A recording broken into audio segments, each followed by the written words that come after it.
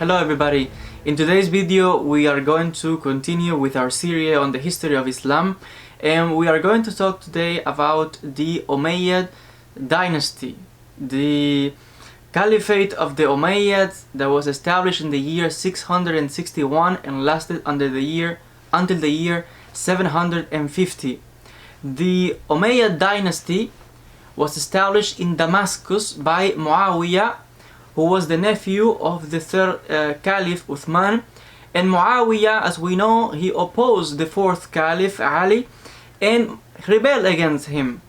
Therefore, we have that Muawiyah established the Umayyad dynasty, and the capital became Damascus, what is today Syria. And Muawiyah was a very clever man.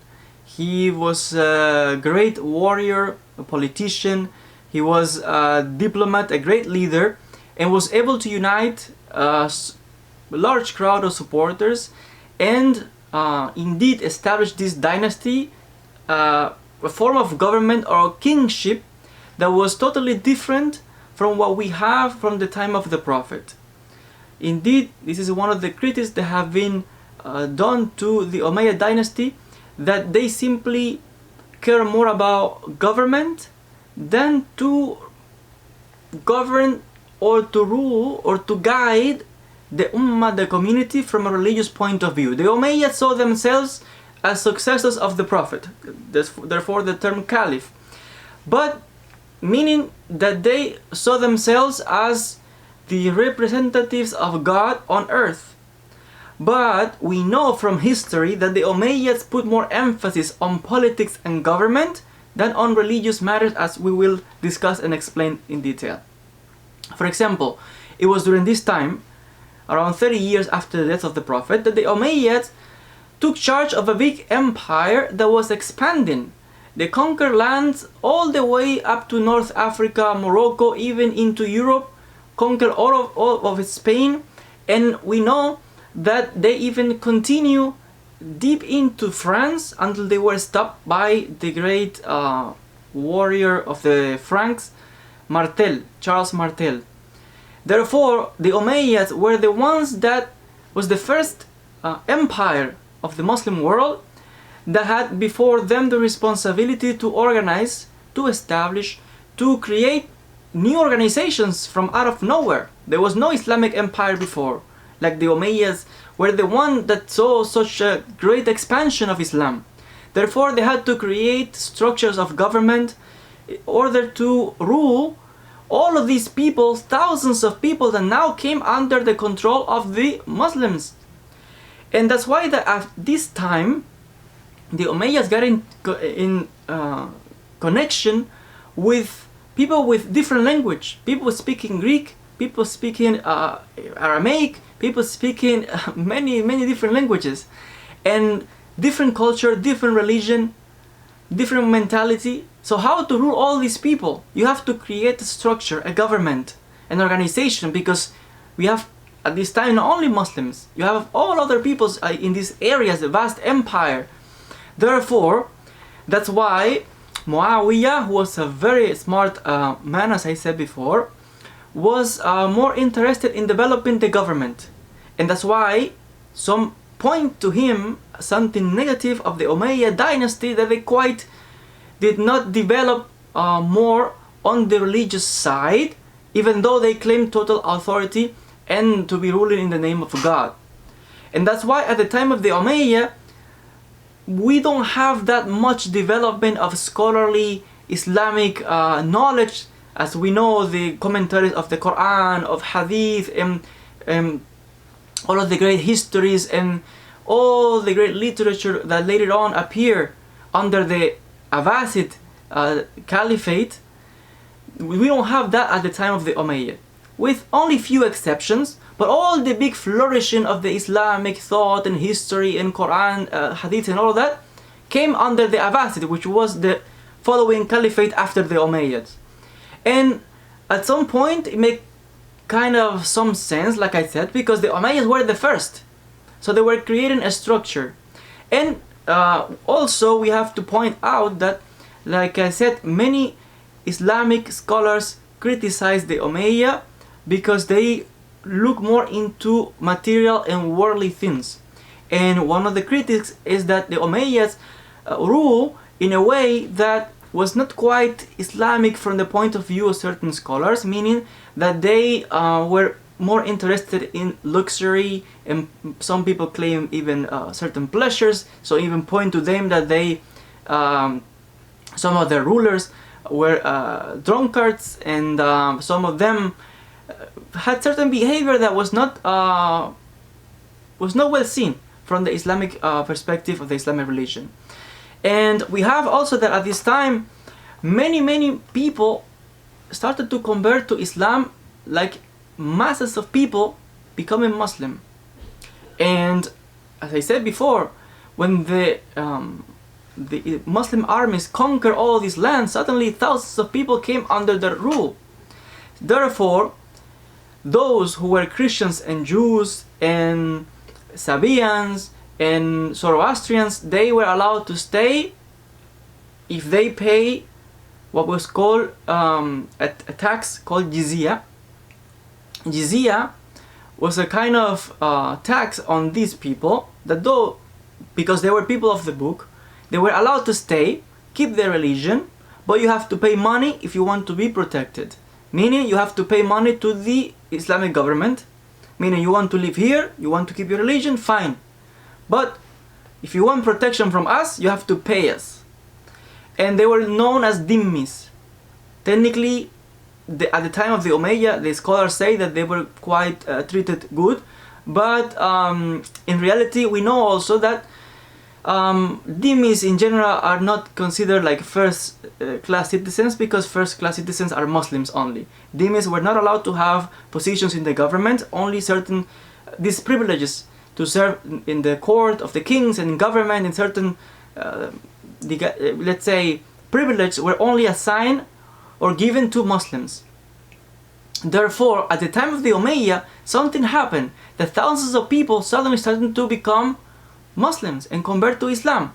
And we have documents from the Islamic scholars, the sheikhs, who were questioning themselves about all these people that suddenly were coming into Islam. It's not that they were questioning if they were Muslims or no, but there was a question like masses and masses of people just out of nowhere becoming Muslim. It was quite, I won't say suspicious, but something that the sheikh were worrying, because these people were sincere Muslims, or they're simply becoming Muslim because suddenly they were living quiet, let's say, and suddenly they found themselves conquered by a big empire, a different religion, different language. If they want to advance in society, they need to be on the side of the ones who are ruling now. So the sheikhs were wondering what's happening with these people. And we have documents and books at the time questioning all these people that are becoming Muslims. So this is something that I'm just mentioning here of interest concerning the history of the establishment of the Umayyad dynasty at the time. And also at the time of the Umayyad, all of these structures of government and to rule and govern all these people was a big empire that was expanding. We have that Arabic replaced Greek as the official language of the government. Islam became the official religion of all the empire. New coins were coined in Arabic. And we have also that indeed the Arabic culture, the Arabic religion, the Islamic religion, and all the tribal customs of the Arabs from Arabia, from the Arabian Peninsula, were kind of established. It was something of prestige to speak Arabic, to become Muslim, to have all these traits and these characteristics of the Arabs. And the people, for example, in Syria, the Syrians who were there, they were not Arabs. Neither the people from Lebanon or Palestine or Iraq, these people lived there before. When Arabs came, they became Muslims. And then, of course, the Arabs mixed with them. But before that, they were Christians or Jews or many other kind of religions. And therefore, they took the language, Arabic, and the customs and became Arabized. and as the result we have what we have today, what we call these countries: Syria, Iraq, Lebanon, Palestine, Egypt, etc. At the time also, one of the things that Islamic scholars point and criticize of the Umayyads is that they rule this vast empire not in the Prophet's way. Meaning, at the time of the Prophet, the Ummah was more egalitarian, more equal. But the Umayyads only favor the Arabs. And within the Arabs, only Quraysh. And within Quraysh, only Banu Umayyah, their own tribe. Therefore, one of the things that they point and criticize that these people is simply, they are simply favoring their own family, their own tribes over other Muslims. And of course, the other Muslims, the other Arabs didn't like this. And neither the ones that recently converted to Islam, they didn't like this kind of behavior of the Umayyads, and that's why certain rebellions and people revolting against the government. And we have at the time that something was boiling under all of these apparent development, and that's why at the end it was a big uprising, and it was the downfall of the Umayyad dynasty in the year 750, in which a new dynasty, a new caliphate was established, the Abbasiyya, the Abbasid Caliphate, that now shifted and moved the capital from Damascus to Baghdad in Iraq. The Abbasids, at the beginning, they joined with the Shia and with even non-Muslims in order to overthrow and destroy the Umayyads. But when the Abbasids took control, because the Abbasids say we have to unite the Ummah, the Umayyads, these people are tyrannizing the Ummah. They are not doing things right. Let's go and bring things back up to the time of the Prophet. So the Abbasids joined forces with Sunni, with Shia, non-Muslims, and all of these newcomers to Islam that were not quite happy with the Umayyads. They were known as Mawali. Someone is a term in Arabic that means someone who has been adopted into an Arab tribe. All of these people join and they rebel against the Umayyad and they destroy all the Umayyad people. Indeed, in order to avoid that in the future anyone from the house of Banu Umayyah came to claim any position of authority within the caliphate, the Abbasid Caliphate that took over in 750 massacred all of the Umayyad family in Damascus, and only one of them managed to escape. Abdurrahman was a young prince that managed to escape and save his life.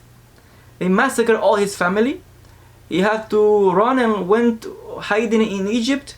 So from Egypt, he thought, I have to escape to the farthest place in the empire that no one will find me.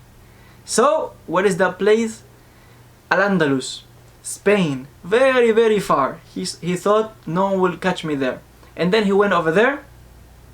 He managed to overthrow the Muslims that were ruling there, and he established an emirate, the Emirate of Cordoba, and later on the Umayyad Caliphate continued from this branch in Al-Andalus.